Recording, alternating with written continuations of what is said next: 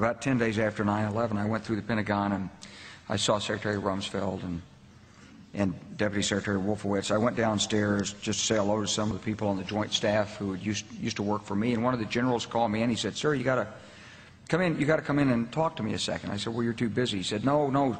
He says, "We've made the decision. We're going to war with Iraq."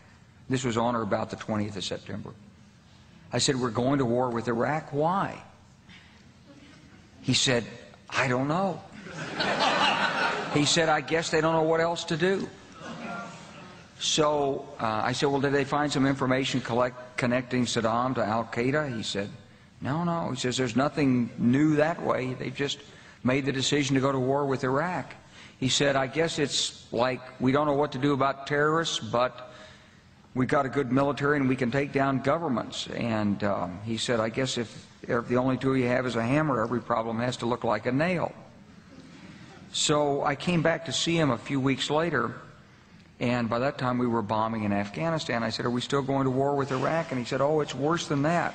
He said, he reached over on his desk, he picked up a piece of paper, and he said, I just got this down from upstairs," meaning the Secretary of Defense's office today, and he said, "This is a memo that describes how we're going to take out 7 countries in 5 years, starting with Iraq and then Syria, Lebanon, Libya, Somalia, Sudan, and finishing off Iran."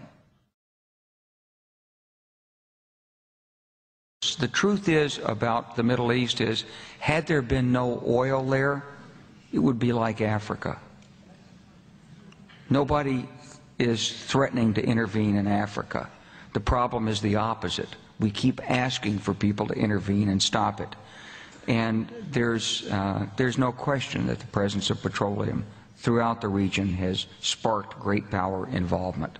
Whether that was the specific motivation for the coup or not, I can't tell you, but there's always been this attitude that somehow we could intervene and use force in the region.